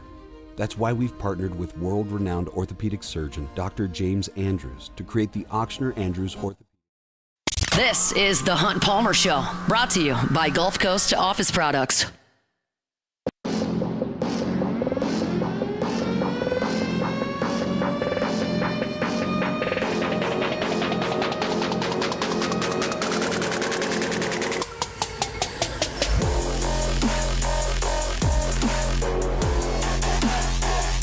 All your printing, scanning, copying needs, Gulf Coast Office Products. Shout out Trey Beal and the team over there. They have certainly helped us with our printing, scanning, copying over here at Guarantee Media. And if you look on YouTube and you see my desk any day of the week, you're going to see tons of stuff that's been printed out from the printers over there. Always working great, and they know the needs of every single vertical market. So no matter what you do, whether you're in healthcare, education, banking, law, media company like us, whatever it may be, you're talking about a guy in Trey Beal and Gulf Coast Office Products that have clients that do what you do, and they know what your needs are. And Trey gets to talking about it. He's an expert, let me just tell you.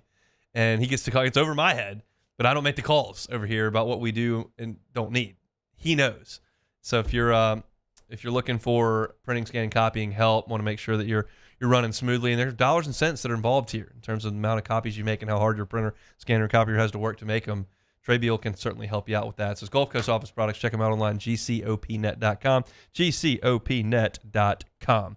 Story up on ESPN.com earlier today that caught my attention. College football's top 2025 newcomer classes. This used to be a freshman ranking, right? You just look at the recruiting rankings and see what freshmen were going to come in and potentially make an impact. And I actually talked a little bit about that last week, where I don't think there's going to be a huge impact from the freshman class with LSU. I pinpointed a couple of guys, DJ Pickett and Harlan Berry, who I certainly think have a chance to play. And then you look at potentially on the offensive line, maybe Carius Kern gets some snaps, but it doesn't feel like a freshman class is going to be leaned on very heavily. Why?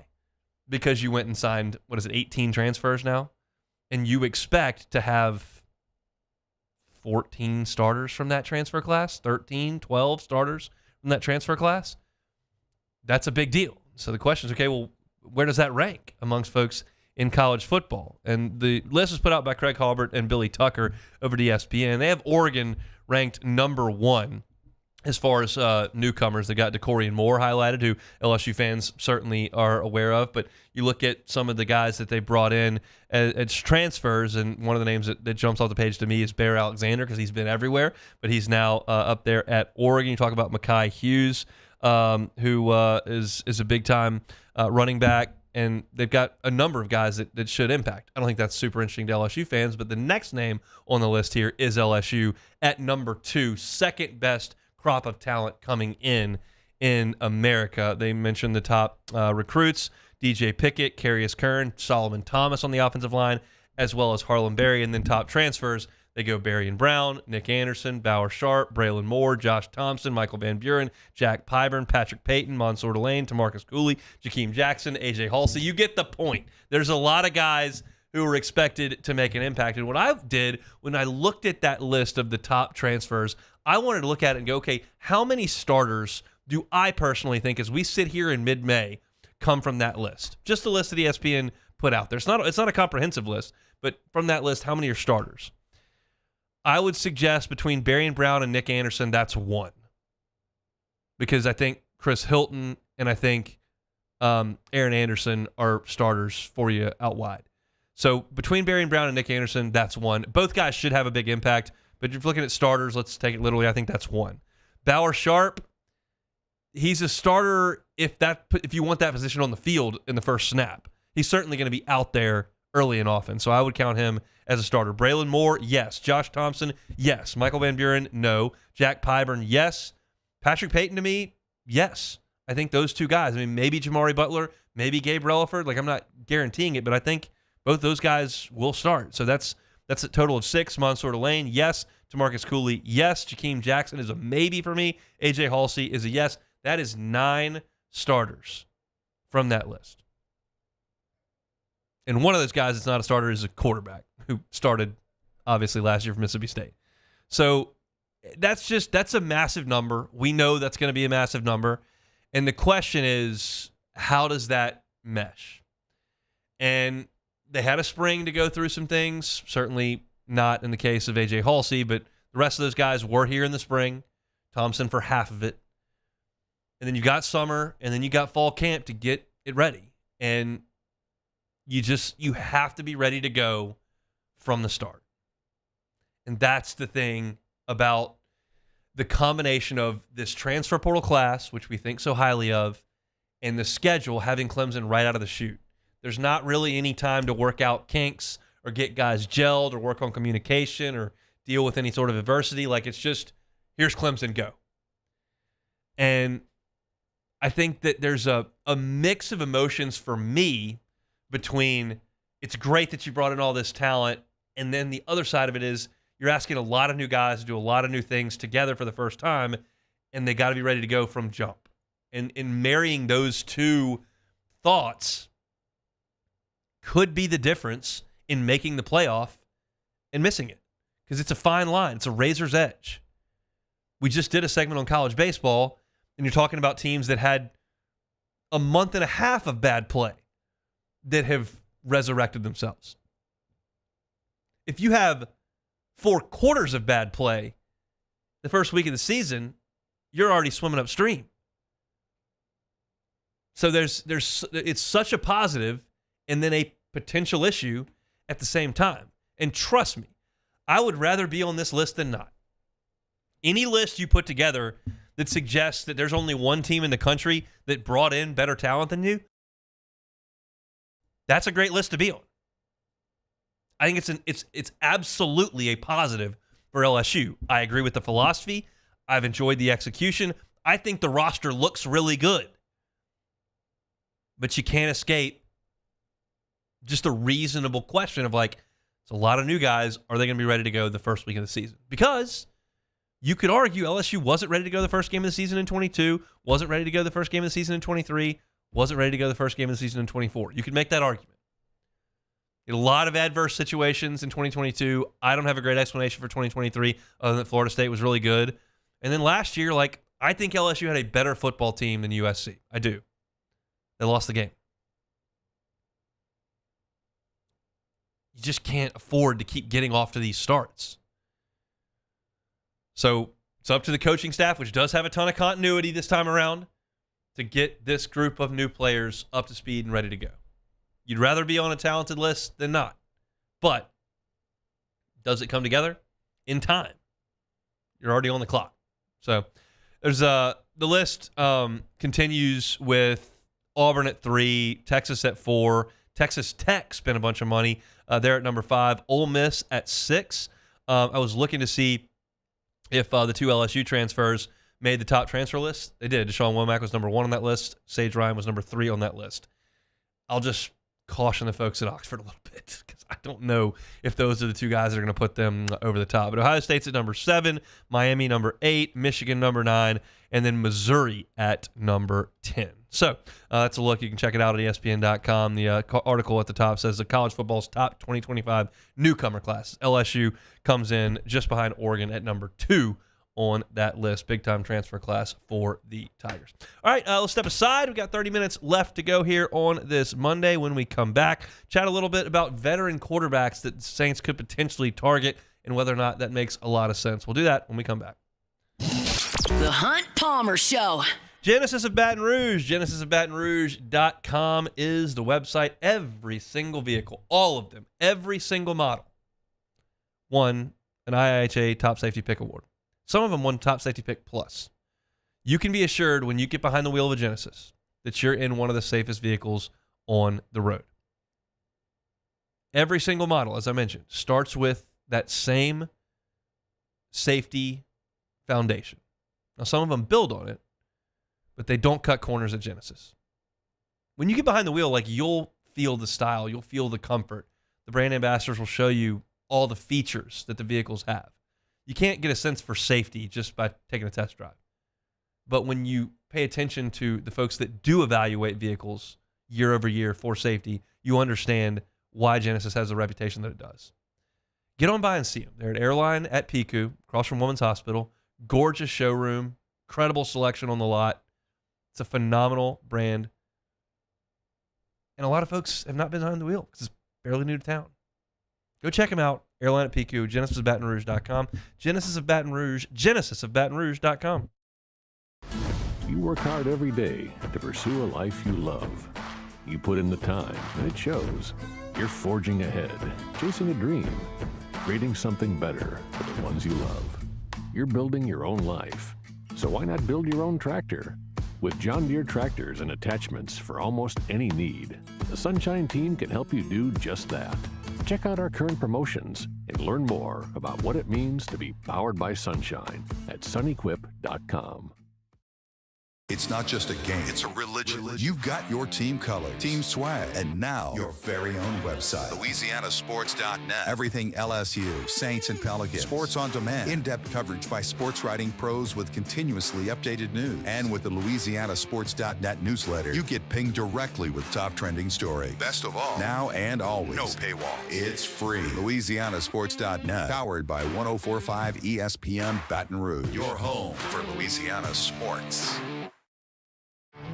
There it is, the extra mile, on the border of expected and extraordinary for those willing to go further, like vans customized for work or play, with safety and tech to keep you connected, supported by a 5-star sales, service, and finance team, and backed by the 1-star you know.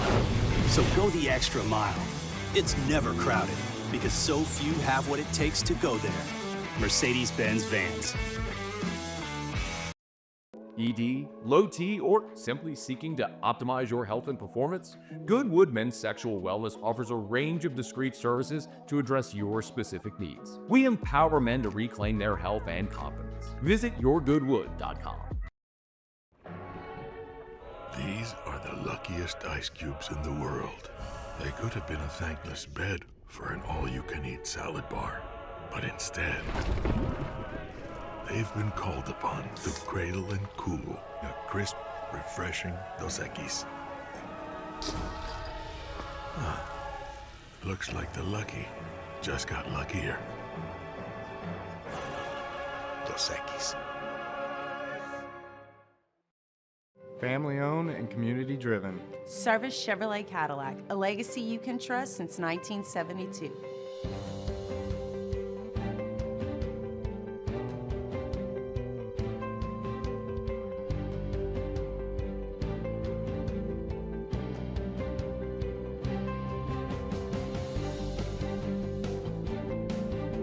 Service Chevrolet Cadillac, our family serving your family. For over 50 years. Gulf Coast Office Products is a nationally recognized Savin office equipment dealer based right here in Louisiana. Over 100 employees strong, Gulf Coast has the boots on the ground to support. You're listening to The Hunt Palmer Show, brought to you by Gulf Coast Office Products.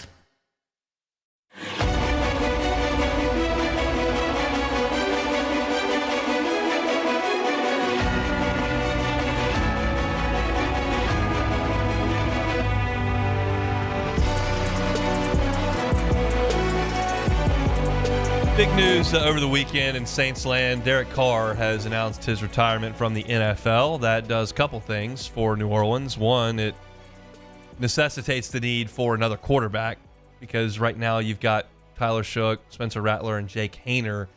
That's probably not the quarterback room that you're going to enter the 2025 season with. That's just a lot of youth You need somebody under that roof with some experience. The other piece of it is the salary cap deal, and Ross Jackson's got a great piece up at LouisianaSports.net right now about that, and maybe we'll get into that some tomorrow. But I do want to talk about the veteran quarterback spot now because you need somebody in that role. My preference is that this is a backup veteran. I don't need the Saints playing a season with a backup quarterback in the twilight of his career just to try to win as many games as possible. Like, I understand that sounds counterintuitive, but it's not. You need Tyler Shook and or Spencer Rattler to play this year. You need to evaluate them in real-time situations over the course of the season to see if you have your franchise quarterback. Because now that you've got a first-year head coach in place, and now that you're pushing off the dock to move into a new era without Derek Carr, like, number one on the board of objectives is find your quarterback. And it may take a year. It may be a draftable situation next year. We don't know. But you've got to get closer to that decision, and you're not if you let a 35-year-old has-been quarterback go out there just because he's better today than Tyler Shook is. So that's the most important piece of this before we ever name a name. Shook and Rattler are one of those guys is the starter. I think it's Shook. But one way or another, those two guys need to be the tip of the spear. You let the backup be in meeting rooms, be on the sideline during games, and provide veteran leadership while he's cashing some of his last checks. Let the young guys play. All right, here's a look at some of the quarterbacks that Ross Jackson over at LouisianaSports.net says the Saints could take a look at. Teddy Bridgewater is first up. He's 32 years old. We just don't know if he wants to play football anymore. He retired after 2023, came back with the Lions in 2024. He's coaching in high school, apparently, down in Miami. But yeah, I would be for bringing Teddy Bridgewater in. He's a great locker room guy. He's been in New Orleans before, and I think makes a ton of sense as a guy who can come in and provide some good leadership qualities in the room. I'm for bringing Teddy Bridgewater in. Carson Wentz, I feel the same way. Guy's seen a lot. Been on an MVP trajectory, lost his job, backed up a couple different places, seen different franchises. He's 32 years old. I'm fine bringing Carson Wentz in as well, as long as he has the understanding that he's not going to be given starters reps.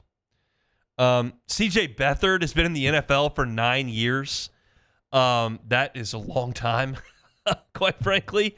So I'm good with him coming in as well. He's seen a lot of systems, worn a lot of uniforms, and I don't think would be a threat to either of the guys as a potential starter. Aaron Rodgers' name came up here in Ross's piece. No thank you. No interest whatsoever.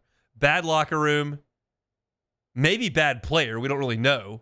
But a guy that definitely is going to want to start and would be way more trouble than good. No thank you with Aaron Rodgers. I think it was the right thing to do for the Jets to make that move with a really good defense and a team they thought could potentially be a threat to win a division and make a run in the playoffs. I thought it was the right thing for the Jets to do. It's not even close to the right thing for the Saints to do. Hard pass on Aaron Rodgers. No thank you. Ben DiNucci is a guy the Saints had. Let him go earlier this offseason. He and Kellen Moore were with the Dallas Cowboys, so there's a relationship there. I would be fine with that as well. He's not as seasoned as Bridgewater and as Wentz and as Beathard. I think those guys have a little bit more wisdom, but I don't know much else about Ben DiNucci other than he started a couple games for Dallas and he was with the Saints briefly. That one I have less of a take on. I'm hard in on Bridgewater, hard in on Wentz. I'm good with Beathard. I'm way out on Rodgers. Ben DiNucci, I'm just kind of like, whatever. Like, I don't know what benefit you would get from bringing him in. And then Ross highlights a potential situation where maybe they could trade for Tanner McKee. McKee was with Kellen Moore and the Eagles over the weekend. He played late over last year. He played late with the Eagles, was 30 of 45, 323 yards, 4 touchdowns, and no picks for Kellen Moore. But it would require a trade. And I'm not parting with an asset to go get a backup quarterback. Like, assets for this team are precious. Draft picks are precious. Young players are precious. I'm not parting with an asset to bring something that doesn't help the team in a significant way. Because, again, I'm not trying to get a starting quarterback to win as many games as possible this year. I'm trying to bring somebody in to help develop the young players. And there are, generally speaking, a handful of guys who are happy to come in and do that.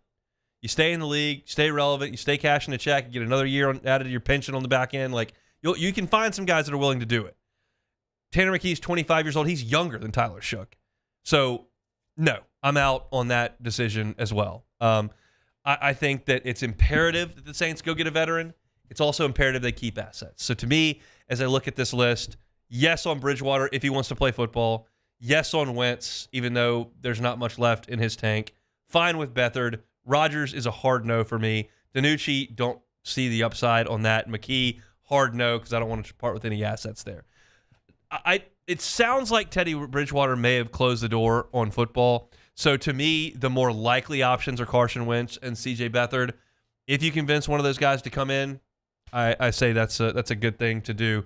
You need some mentorship. And I know that Kellen Moore is going to be very hands-on with the quarterbacks. That's his baby. That's his position. That's his background. So that's a different deal than having Dennis Allen in the head coaching chair. So that's a good thing too. But I trust Kellen Moore to make good decisions with that position. He's seen a lot, handled a lot of different guys, a lot of different personalities, and had a lot of success really anywhere he's gone to develop quarterbacks and call plays. So this is something that I would expect to happen over the course of the next few weeks. So the Saints would engage and figure that part of it out. I don't know how long the Saints have known Derek Carr wouldn't be there. So they could have known about this for 6-8 weeks and been a little bit proactive, and something comes up pretty quickly. Maybe this is something that caught them a little bit off guard with the timing of it, and they've got to kind of pivot and redirect to go get a veteran quarterback. But in any event, any of these guys are better to have on board than Derek Carr to me, because I just don't sense that a guy who did not meet with the coach once he was named the new head coach and wasn't around for Super Bowl week and has kind of been MIA all offseason, when there's been a lot of rumors swirling around him. I don't get the sense that's a guy who was going to be real gung-ho to go in there and work with young quarterbacks off to the side after practice, in game planning, that kind of thing. I think you need to specifically go out with that in mind and prioritize that, communicate it effectively to the prospective guy that's going to do it, and then bring him in with the understanding of that's the role you're going to have on this team. You're going to be a mentor who may be thrust into action if there are injuries, but we need you on the practice field, in the meeting room, in game plans, and on the sideline. So hopefully Saints can get that done here over the course of the next few weeks to give Tyler Shook and Spencer Rattler all the potential help that they can in getting ready to play in this 2025 season. All right, if you're looking for our Saints content, you can always find it Hunt on Saints, wherever you find your sound, certainly on YouTube. Subscribe to the channel. We certainly do appreciate it, you getting our content in front of as many eyes as possible. We got one segment to go here on this Monday. We're brought to you by Gulf Coast Office Products. Play some Take It or Leave It and get on down the road. Hunt Palmer Show. The Hunt Palmer Show.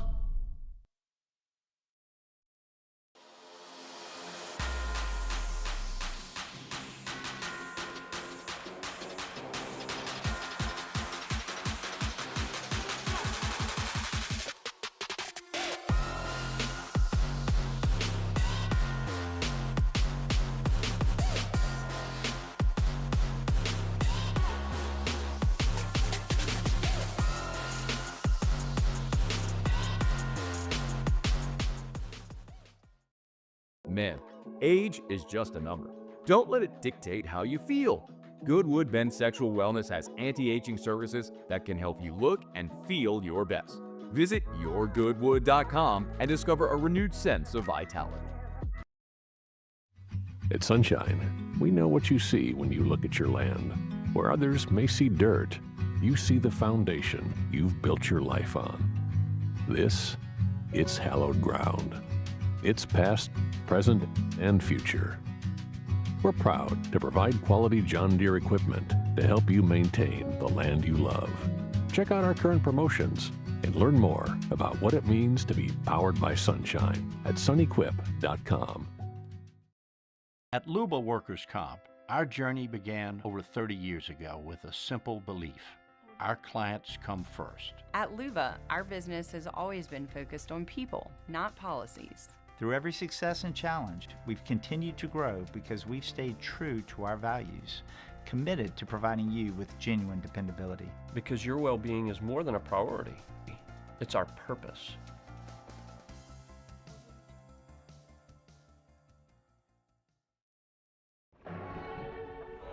These are the luckiest ice cubes in the world. They could have been a thankless bed for an all-you-can-eat salad bar. But instead, they've been called upon to cradle and cool a crisp, refreshing Dos Equis. Looks like the lucky just got luckier. Dos Equis. Family owned and community driven. Service Chevrolet Cadillac, a legacy you can trust since 1972.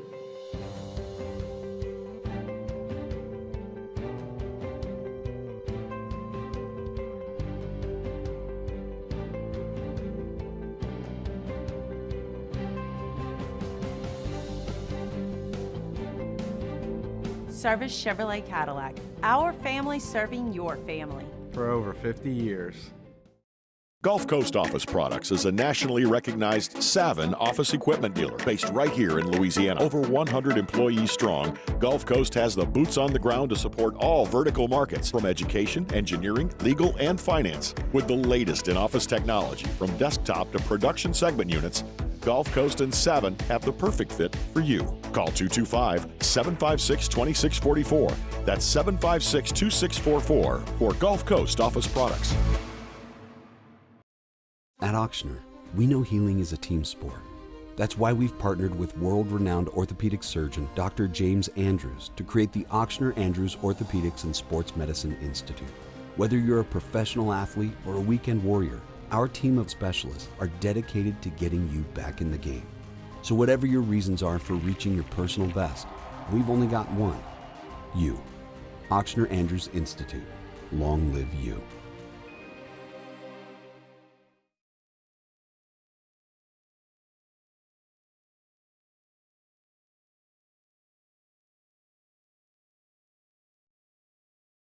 This is the Hunt Palmer Show, brought to you by Gulf Coast Office Products. The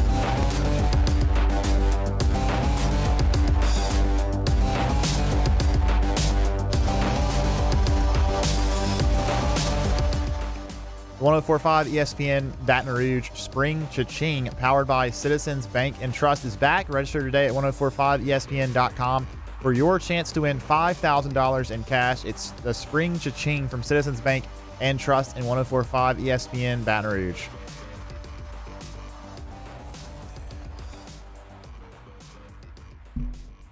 All right, I put a poll out right before my show started. I was curious to see how this would shake out, and the results are fascinating. There's still time to vote as well, so if you want to toss your name in the hat, you can, at HuntPalmer88 on Twitter. But I posed the question: you have one game to win. Who are you giving the ball to, Ianson or Anderson? And I have 467 votes so far on this poll. So pretty reasonable sample size there. It's not massive, but it's not like 9 votes. It's 467 votes. 51% Ianson, 49% Anderson. And that, to me, is ideal. Like, that's exactly what you want. Because both guys are throwing the ball like an ace, and there's really not an appreciable difference. So what Jay Johnson's going to have the opportunity to do is use those guys in a spot that he sees fit, with a matchup that he sees fit. I'm not talking about this weekend against South Carolina. I'm talking about in the NCAA tournament. Because if you get to Omaha and there's a team across from you that's got 7 lefties, or their best 3 hitters are left-handed, maybe Cade Anderson's a better matchup for that. I realize Anderson's gotten hit by lefties a little bit this year, but you see what I'm working with. You get a very right-handed team. Maybe there's a team that you see in your regional that's got 8 right-handed hitters. Well, if you've got an option of which guy to pitch, wouldn't you rather throw Ianson there? Maybe he just keeps the order the same and he just throws Anderson on Friday and Ianson on Saturday just because. But it's nice to have options, and LSU certainly has that. If you missed earlier in the show, I was talking about how I feel like LSU has proven itself to be among the best teams in the country. I didn't say they are the best. I didn't say their best is the best. I didn't say they're playing the best. I do realize they lost a series in College Station over the last week. But I've seen enough now. It's a representative sample size to go, okay, I've seen what everybody else in the country's done. I've seen what LSU does. LSU's got as good a chance as anybody. And at this point in the calendar, like, that's really all you can hope for. Doesn't even mean you're going to win your own regional, but I think LSU is certainly good enough to do this whole deal. And one of the biggest reasons for that is Anderson and Ianson at the front of the rotation and the matchup issues they produce. And the length they're giving LSU, the strikeout dominance they're giving LSU against some of the best lineups in the country, no less. It's a great, and I use air quotes because it's not even a problem, great problem to have to not know exactly which guy is your ace. And when you get nearly 500 people to vote and you're talking about splitting it right down the middle, 51-49, that's wild. And I like it. It's good stuff. Beck, if I made you the head coach and you had one game to win, would you go with Anderson or Ianson? I would go with Anderson, but I can't fault anyone that goes for Ianson either, just because of how amazing he's been over this past month. And it's to me right now, I don't think either of them is at a better. I think they're equal right now in terms of the way that they've been pitching. So I can't fault you going either way, but I'll take Anderson just because he's left-handed, so he's gonna have probably some better matchups maybe. And more lineups you're going to face often than not. So I'll take Anderson. I would too, but it's real close, and I feel good with either one of those guys on the bump. I talked about this earlier today. This is not going to happen, but I would hold them to their normal rest this weekend, and I would start someone like Connor Ware or somebody else on Thursday this weekend just to keep those guys on normal schedule. Not going to happen, but that's what I would do. All three of these games count the same. There's no ace from South Carolina that you have to worry about matching up with. They're all the same, so I wouldn't force the issue. I expect that Jay will. That's just kind of been his MMO. That even when you had short weeks, they've thrown those guys. And Auburn switched their rotation up. They did, right? Yeah. They did not throw Sam Dutton on Thursday. It didn't seem to matter because they beat South Carolina by $1 billion. Yes, and that second game was just the pitcher throwing to first there. Yeah, that's tough. I don't like it. It was bad. South Carolina's not good. All right, let's play some Take It or Leave It. Take it or leave it. Take it or leave it. Today's hottest stories in sports, news, and sometimes even Hunt's life. The question is, will he take them or leave them? All right, some pretty big news here with NBC. Of course, they will be taking over NBA coverage starting next season. They announced today that the GOAT, Michael Jordan, will be a special contributor to the NBA coverage beginning this fall. Is Ernest joining NBC? Take it or leave it. I'll take it. I'll take it. Worth a shot. I don't know how that's going to go. I don't either. When but I hear Michael Jordan talk about basketball, it's usually very condescending to everybody else. And look, he's the best that ever lived. So that's a little bit natural, but he's got that supreme confidence that comes with an ego, and it's the talking about Gary Payton. I had no problem with the glove, and and I wonder how it'll come across as far as him analyzing the game. Some guys are really good at it, some guys just aren't. I'm curious, but I will say this: it's definitely worth a shot. Oh, of course, yeah. You're gonna get people are gonna watch because they want to see what Michael Jordan is going to say, especially about the NBA today. We don't really get too much from him in terms of commentary with the league as it is of right now. So there's going to be it's a no-brainer move for NBC to try to get him. So and also interesting to see how much he'll really be on there. Special contributor is an interesting title. But anyways, we'll move on. Your LSU baseball Tigers are the unanimous #1 team in the country according to every major media outlet. Take it or leave it. I'll take it. I'll take it. It's like I've said in 3 different segments of this show now. I think LSU is as good as anybody. I have some things that I wish were better. There are some issues, and they've had some weekends where the offense has not shown up. They're not perfect. They're not as good as the 23 team, but they're good enough if they play well, and that's half the battle. All right, next one here. Sources are reporting that Bucks superstar Giannis Antetokounmpo is open to exploring other options outside of staying in Milwaukee, i.e. a trade potentially. Yeah. One of the teams that could be a possibility, the San Antonio Spurs. One of the names mentioned, Giannis and Wemby. Take it or leave it. I mean, that's some alien stuff. Yeah. I will take that. That would be wild to look at. It would be. I haven't watched a ton of Wembanyama. I've seen a ton of Giannis. He's been around a lot longer. I haven't watched, but do they kind of play the same? No, they don't. Wemby shoots a lot of threes. Yeah, he shoots a lot. He's more of an outside player. Yeah.